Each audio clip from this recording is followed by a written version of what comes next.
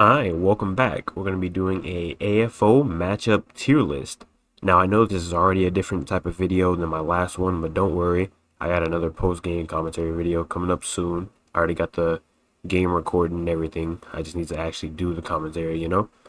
But in the meantime, I thought this would be a fun thing to do as matchups were always interesting to me. I think you can learn a lot from the matchups, how to engage in certain situations and what to do.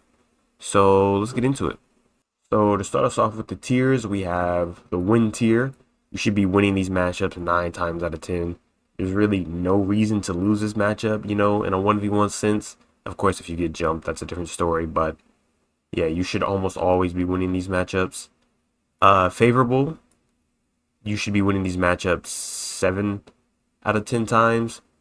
You do have the advantage against these characters, and for the most part, you should win that fight. There, of course, are still scenarios where you could lose, but yeah. Skill dependent. These matchups could go either way. It just depends on who the better player is. It's about 50-50, depending on that chance.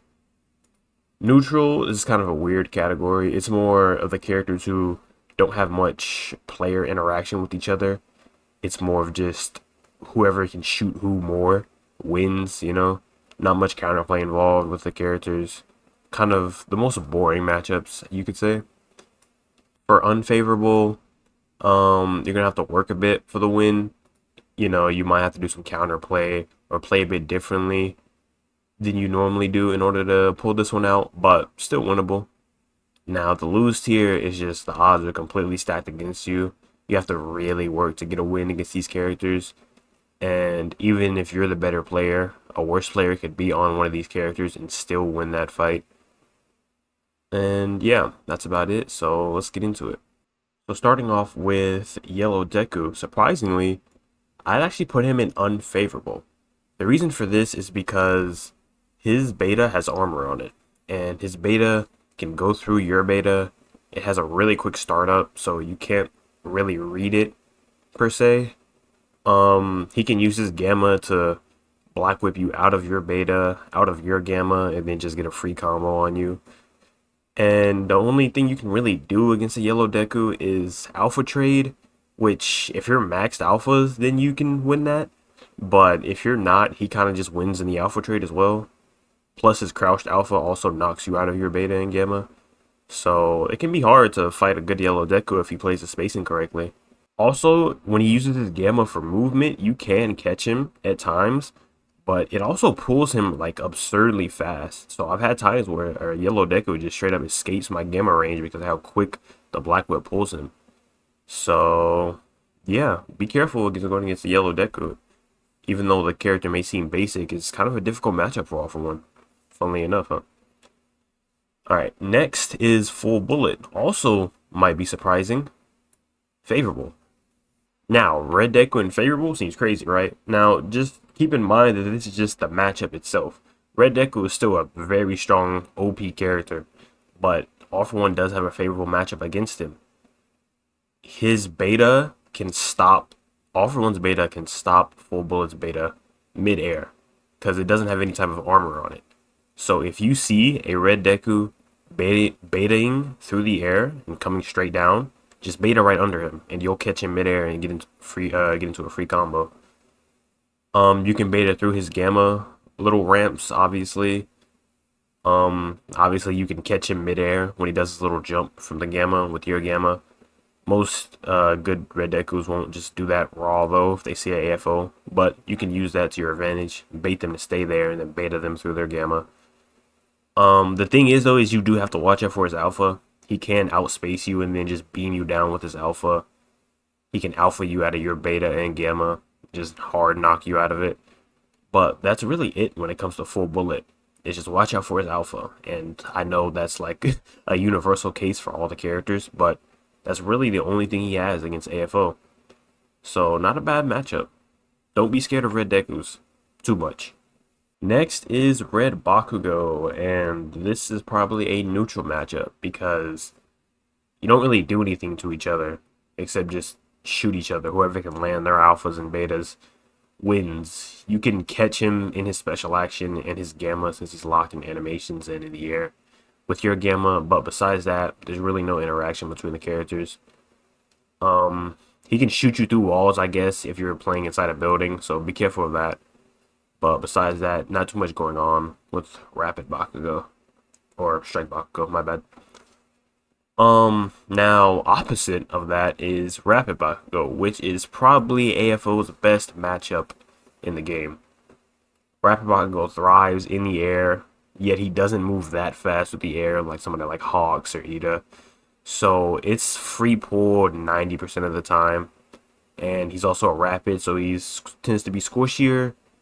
So you can most likely get a pull and get the kill with the right combo. It's really hard for a Rapid Bakugo to play in-game circle, and there's a maxed out AFO sitting in a building. There's not much he can do. He kind of just has to wait it out until the AFO dies or goes out into the open. The only thing the Rapid Bakugo can hope to do is just alpha spam the AFO from afar, but it doesn't have that much range. You can likely close the distance depending on where they are. So just a really good matchup for All For One, and just keep that in mind. It's also a really good quirk to take too. Both of these are. So if you see a Rapid Bakugo or a Red Deku, it's good for you, funnily enough. Next is Ochako. Now, it pains me to put her in skill dependent because I think she is arguably one of, if not the best character in the game. She's absolutely overtuned. 100 to 0 combos is just ridiculous. At least she does require some skill though, unlike the other broken characters, but it's not enough skill to warrant being able to 100 to 0 a 400 HP AFO, right? It gets to a point. But in terms of the matchup, enough of the rant. In terms of the matchup, it's really skill dependent because she is squishy. Editing version here, so she's actually not squishy. I completely forgot she got that buff that gave her 300 health. So she's like on par with strike characters health wise, which just like, it's just, this character's ridiculous, man. Like, oh my goodness. So you can do some serious damage to her, if not outright kill her with a good combo. But like I said, she can 100 to 0 you as well. So it's more about who catches who first. If you catch her with a gamma or beta, or she catches you with her gamma or beta combo, then it's a done deal for either of you. That's why it's a skill matchup.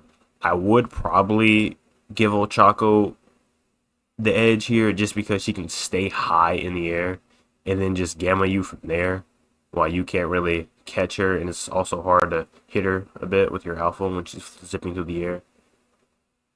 If she does manage to play close to you, you can beta her out of her beta, but most good Ochakos would just stay high in the air away from you and just pepper you down until they eventually get that combo off, and then you're dead.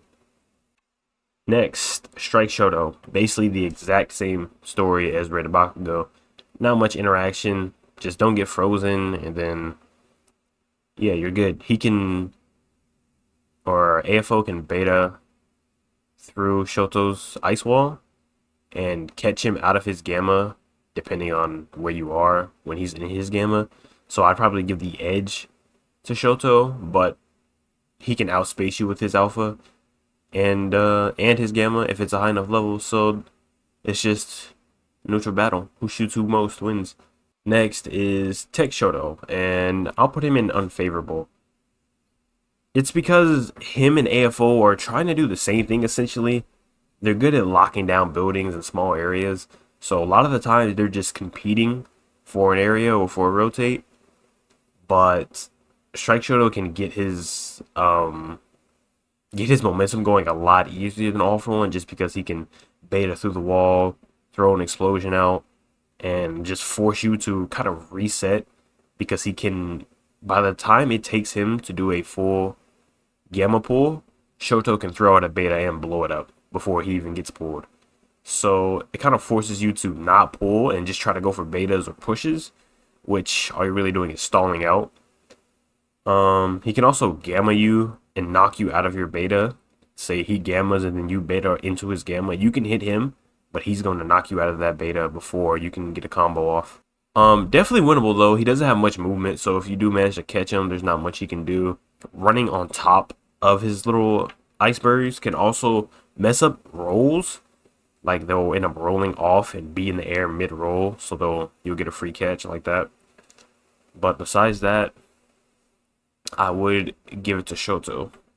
Next is Iida. Oh man, Iida. That is not a good matchup for All For One at all. The armor on his beta goes straight through your beta, and it just chunks your HP as well. If it's a 1v1, he's just going to dance around you. It's going to be really hard to hit a good Iida with your beta.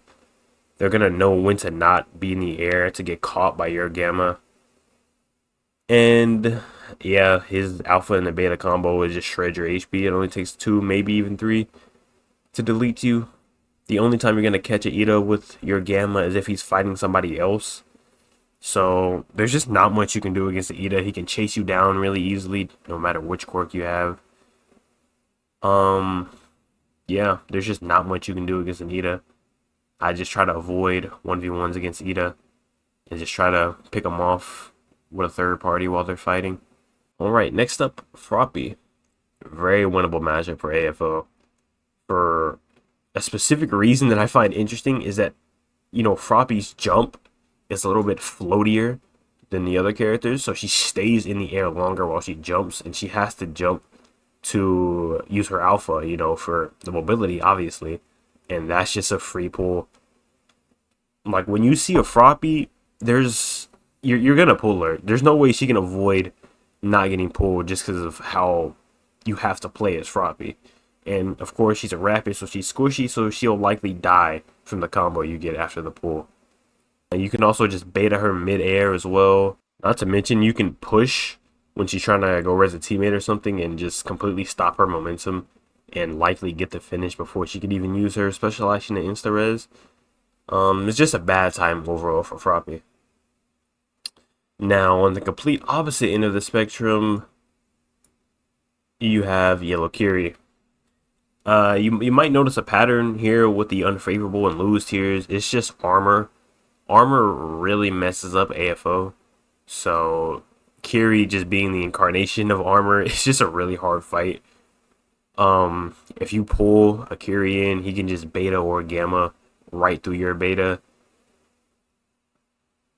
Same thing if you just raw beta him, he'll likely just beta right back at you and just knock you out of it and juggle you in the air.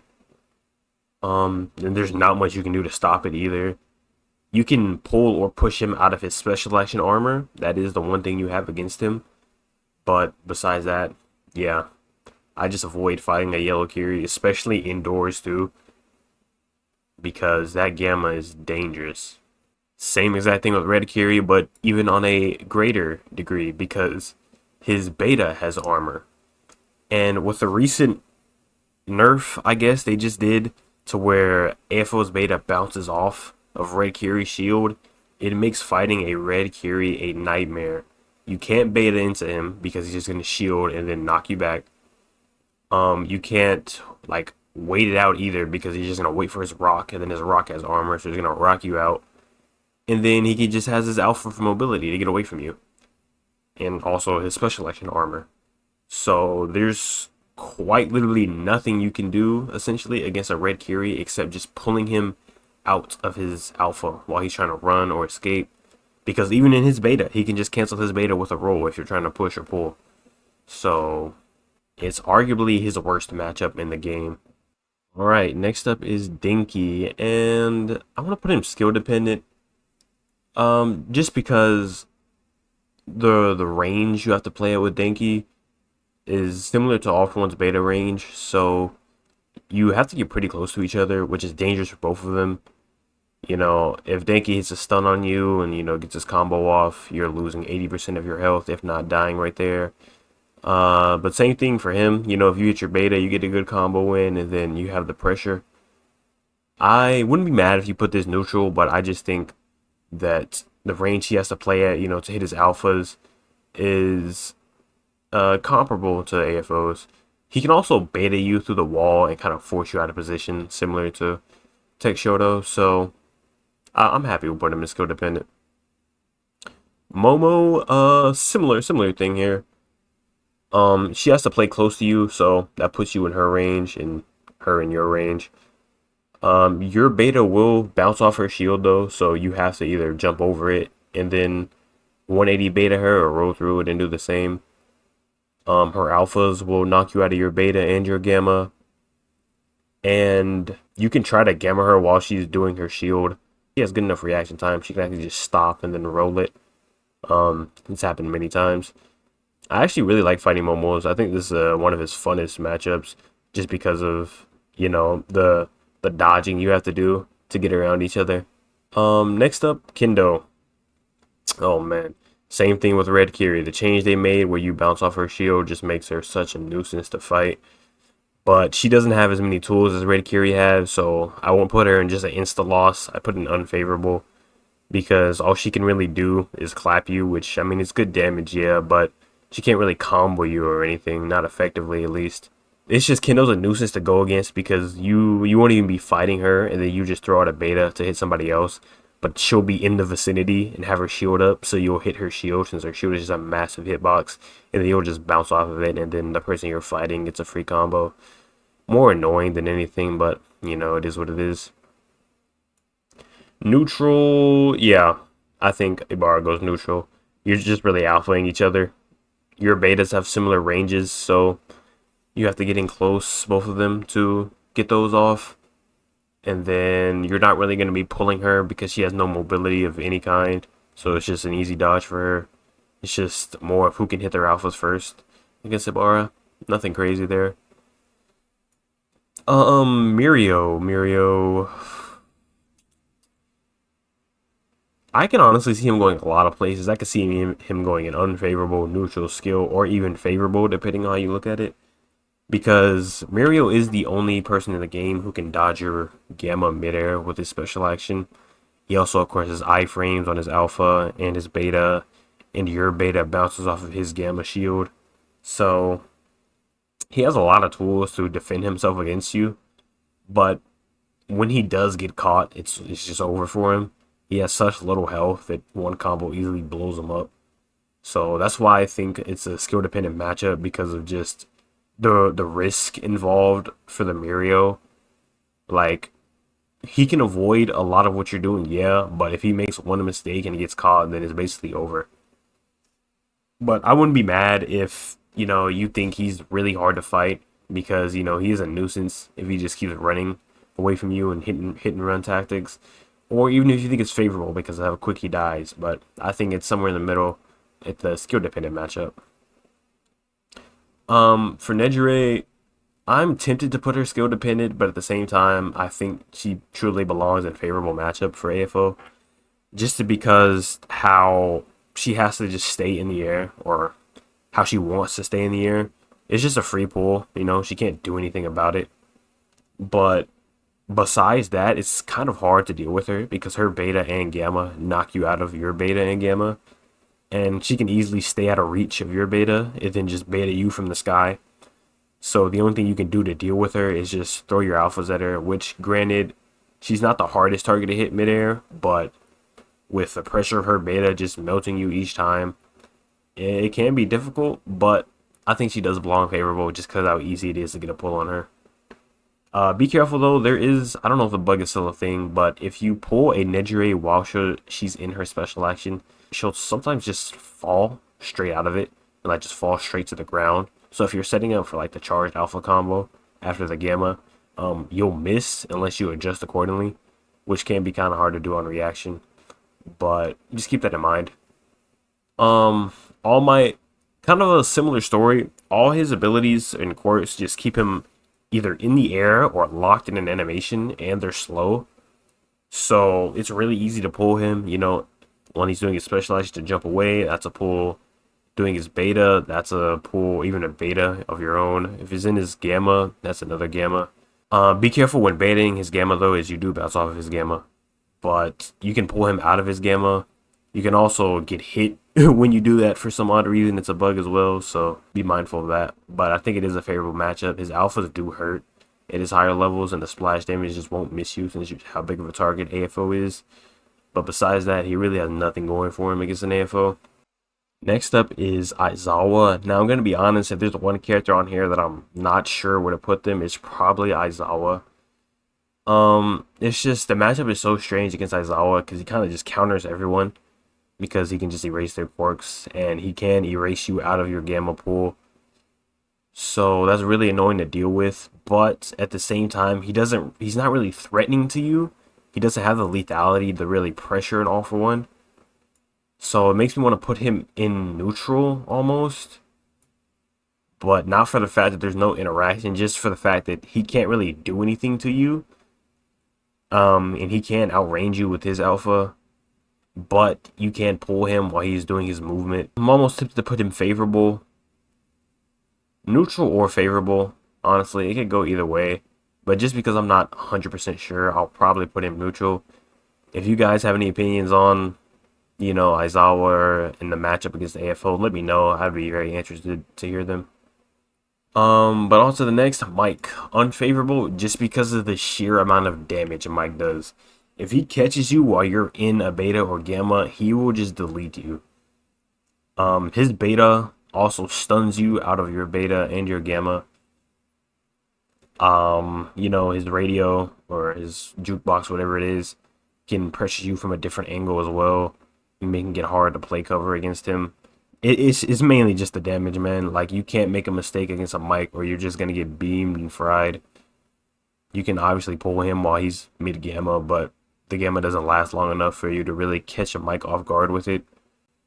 In the 1v1 itself, actually, it's not the worst. You just have to be ready to dodge his beta. But in a team scenario, he can be very dangerous just in general, so be careful. Cementos. Cementos.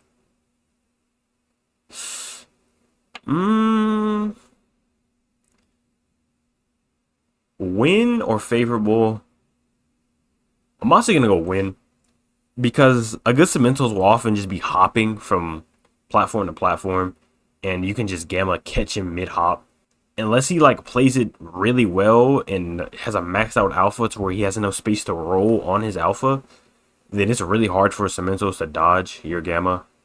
You can also beta him as he's, Fortnite and building 90s. So it's not hard to do that. You can beta through his structures. You can charge the alpha his structures down. When he uses insta-res, you can just beta the entire insta-res and then probably just insta-kill the person who he just resed. Unless he has reinforced revive, of course. But still, he can, if he catches you out in the open, though, he can do some damage to you. But 9 times out of 10, you're just in the better position to deal with the Cementos. Endeavor. So Endeavor kind of has the same problem as Tech Shoto, but like Kendo to Reikiri, he doesn't have the same tools to deal with you as Tech Shoto does. So I think I'm gonna put him in a skill dependent matchup. His gamma forces you out of your buildings. In enclosed spaces, his beta can easily trade with your beta. But your alpha, funnily enough, does have the advantage against his alpha. You can outspace him. Your gamma also does catch him in his special action quite often. So it's really just who the better player is with this one. The Endeavor knows not to special action around you and to gamma you if you're trying to play a building. You have to try to catch him with your beta and get into the combo so you get the pressure on him. Next is Hawks. Hawks, AFL is a pretty good matchup against Hawks. I think this was really evident when Hawks first came out and was absolutely busted. Now that he's more tuned down, a lot of people have an easier time dealing with Hawks, but AFO just catches Hawks mid-beta and mid-flight a lot of the time. Yes, he can fly straight out of your gamma, but if they're not, fully prepared for it or late reaction, you catch him. You can often get him one shot, if not kill him, with a good combo from full. If he's missing any health, obviously, you probably get the down. Him peppering you with alphas can be annoying and really hard to deal with. And then if he's just gamming your building so that, like, he knows where you are and other people know who you are, it's hard to play inside. But in the 1v1 itself, it's not a bad matchup. You can beta him while he's trying to, activate his beta on you. Or, mid-beta trying to swing at you. You can just beta him, free combo, pull him, push him, everything. So, not a bad matchup at all. Mount Lady. Neutral? No. Skill dependent. In her base form, her not big form, she kind of can't do anything to you. Yeah, she has armor, but like it's the frames of the armor isn't that long, so you can still catch her out with your beta. You can catch her out the air when she gammas with your gamma. You win the alpha trade a lot of the times. The problem with Mount Lady is when she goes big, you actually just can't do anything. Your life is just in her hands at that point. Your push and pull don't work. Your alpha is already a P shooter, and then against the damage resistance she just got from the recent buff, they're just doing nothing to her. You can try to beta her out of her big form, but that just leaves you exposed for so long that she can just turn around and gamma you and just kick you right in your jaw and just take all your health away. So it's not really worth to do anymore, which is why I say it's a skill dependent matchup, because a good Mount Lady will know not to engage you unless she has her big form ready. In her small form, the matchup is probably in your favor, but her big form is not. So I think middle ground in a skill dependent matchup is a good place for her. Red Shiggy. You win that. He kind of just can't touch you. You can stay in the air with your beta and gamma. You can also pull him while he's in his gamma as well. Even though it has armor, you can still pull him out of it. That's his only movement as well. And yeah, like I said, you can just hover above his decay. And you have a lot of green HP, so his gamma isn't nearly as effective as it is against other characters. You can tank 3 of them depending on the level. Yeah, there's just not much a Red Shiggy can do to you. Yellow Shiggy, not much better, honestly. It's probably favorable just because he has the movement to get away from you. But Red Shiggy's range is kind of bad. You can just push up on him, and then now that you're in range, you can beta him, get your combos going. He can't really escape you once you have the pressure on him. His gamma doesn't take him far enough. You can gamma him out of his gamma easily into another combo. Yeah, I just say be careful of him special actioning you to knock you out of your beta or gamma. His beta also and gamma also stun you out of it, but that's very dangerous for a Shiggy to be doing. So it doesn't happen that often, but it is something that can happen. But overall, I think it is a favorable matchup. Alright, next is the all-for-one mirror matchup. Normally, mirror matchups would be skill dependent, just how the nature of how characters work. But I honestly think it's neutral in AFO's case, because a lot of the times you're not going to be fighting each other. You're just going to be, inside different buildings, pulling and pushing each other. It's really about who lands a beta first, who gets that initial momentum. If you've ever played Overwatch and know the high-level hog matchup on whoever hooks first loses, it's kind of that scenario with AFO, in the sense that whoever gammas first loses, because, you can just dodge it and then go straight into your combo after. You could put it skill dependent just for the nature of it being a mirror matchup, but I honestly think it's neutral, because all you're doing is just dodging the gamma and then baiting yourself into an alpha combo, and then the AFO is just going to do the same thing back to you. Not the most interesting matchup, but, when stolen cores get involved, that's when it gets a little crazy, but, if I did stolen cores with this list, I would just give it so much nuance, and it would take, days to go over this, so not really mentioning stolen cores here. Next, Tech Dabi. Neutral. He can't really do anything to you. You can't beta him through his gamma, but it's kind of dangerous to do because the gamma's hitbox is a bit weird. You'll just get hit while you're doing your beta and just take unnecessary damage, so it's not worth it a lot of the time. He can just run, put traps behind him. You can't really follow him. However, your push and pull do activate his traps. So if you suspect a Tech Dabi, just set up a bunch of traps around. Just do a quick push, get rid of them all. But besides that, yeah. Not much going on with Tech Dabi. I wouldn't be mad if you put him favorable, but I just think the lack of interaction just puts him neutral. Red Dabi. Red Dabi, I honestly think it's skill dependent. For you, obviously, not for the Dabi, because Strike Dabi takes no skill. You just press 2 buttons. But you can, if you time it right, you can beta him as he's kicking towards you and then just stop his kick entirely. You beta him once, stop his first kick, you beta him again and stop his second kick, and now he can't do anything to you but just alpha spam you. Strike Dabi tends to be in the air a lot too when he's hugging, and he's locked in the animation during his gamma. So if you're somewhere safe, those are free pulls while he's doing that. And also, just a side note, a tip. When you pull a Strike Dabi into you and he has his gamma activated, don't beta, because the beta will just activate his gamma and knock you back. This is when you should do the charged alpha combo so you don't get hit by that. But yeah, not the worst matchup. Of course, Strike Dabi is Strike Dabi, so two hugs and you're dead. But if you can manage to stop those hugs with your beta, you got the reaction time for that in the reads. Not a bad matchup. Actually, not too bad. Purple Toga, same thing, neutral. She can't really do anything to you. You can pull her out of her beta. All she can really do is just fire alphas at you. Purple Toga is just so bad now compared to Rapid Toga. She can gamma you while you're, in the air doing your beta, but like, who cares, right? Like, she's not gonna... Togas don't really do too much on AFO, right? They just go for a pull and swap back. Not really, nothing to be scared of with the Toga. Her alphas at high level can kind of chunk you down though, if you're just staying in the air, doing a lot of beta combos. But besides that, nothing really going on with Toga. Rapid Toga, on the other hand, skill matchup. She can absolutely delete you with her combos. However, she can't escape you. Not easily. Your beta catches her out of all her abilities. So does your gamma. She doesn't have that much health, so she gets low pretty quickly. Most Togas just try to insta-escape after you hit a gamma beta combo on them. So you can just hit them with another beta midair and then just spam them down with alphas. But yeah, like I said, she just does so much damage to you. Your hitbox is so big, her alphas just won't miss you at all. It's like they're just heat seeking on you. So you're just taking so much damage from them. She can spam them inside of a building and have them like kind of, not like ricochet, but like bounce in and out and hit you if you're behind cover and whatnot. I was almost tempted to put her unfavorable just because of, how quickly she can kill you, but you can actually kill her just as quick with catching her out in the air and all that. So, not too bad here. Twice. I think the same thing applies to Twice. In a sense, all he can really do is gamma you. So you can block his gamma with your beta, similar to Strike Dabi, to stop his advance. You also, more times than not, you can end up, when he pops his beta clone, you can beta him and the clone to instantly get rid of it. And the only thing he really has against you is just alpha spamming you from distance. But his alphas don't even have that much range, honestly.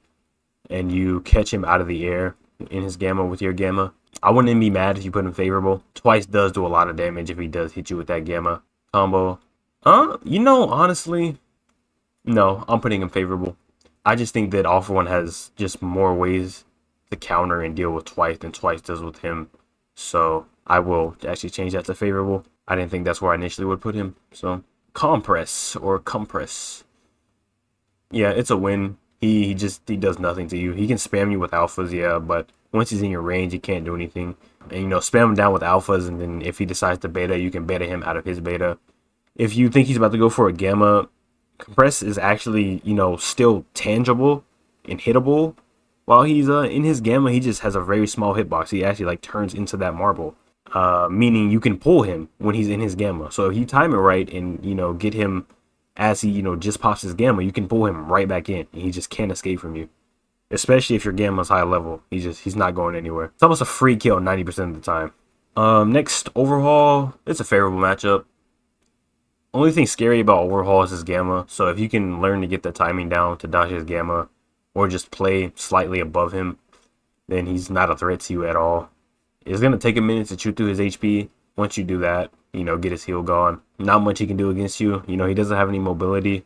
It just depends on what he's doing, if you'll catch him in his gamma or not, or with your gamma or not. No armor or anything, so pretty easy matchup, honestly. Last is Kurogiri. Surprisingly, not a good matchup for All For One. You're not catching him. He just gets away. He goes so far with his portals, you're not catching him in a gamma. But he can, in fact, catch you. And then with his gamma, or with his beta and gamma combo, he hits you for like 430. That's, over all your green health and some of your shield, right? Not only are you chunked down on your HP, but you're in the middle of nowhere because he just portaled you out of your building. Now you're out of position. You have to fight the Kurogiri at low health, and he can just avoid your gamma so easily. It's kind of hard to deal with. The only thing All For One has over Kurogiri is he can kind of catch him on his wake up. As, Kurogiri just wants to portal out on his wake up, just beta his portal, or like where he's about to put it right in front of him, and then he just can't go through it. That's about all Kurogiri, or All For One can do to Kurogiri, though. Surprisingly a hard matchup. I didn't think, when going through this, I didn't think Kurogiri would be that bad of a matchup for him. But, yeah, that finishes off our list. Looking at this list now, All For One actually has a decent amount of winning and favorable matchups. Not what I expected, to be honest, but I think he just has a lot of like really easy ones and then really hard ones. Like a lot of high highs and low lows. Like the people in the win tier, like they can't do anything to a good all for one. Even same skill level or not, they just can't do anything just because of how the way the character functions and the best way to play those characters. All for one just easily takes advantage of. Vice versa, bro. The two in loss specifically, even a lot of the unfavorable ones, you just can't do anything to them. Like the armor that some of these characters have, yellow Deku, Iida, red Kiri, yellow Kiri, the shields as well. They just make doing any combos on him extremely difficult and punishing. And then you have the wild cards, I think, with present Mike and Kurogiri being here, this for displacing you and not being catchable by your Gamma, and then Mike being here because of his sheer damage output. A lot of skill dependent matchups. I think these are justified. Denki maybe can get changed and Mount Lady as well, but I think the rest are pretty justified.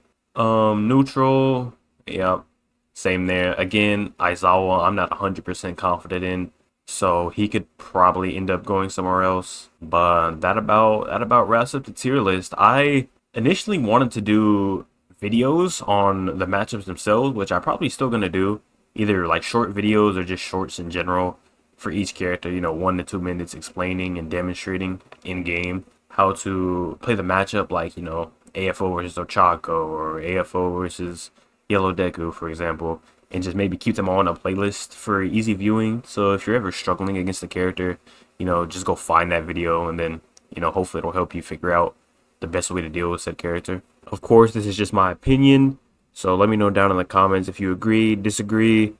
Let me know how you feel about the matchup against AFO or any other characters that you might want to talk about. I'd be very interested into hearing y'all's opinion. But besides that, I think that's it. So thank y'all for watching. I'm going to catch y'all on the next one.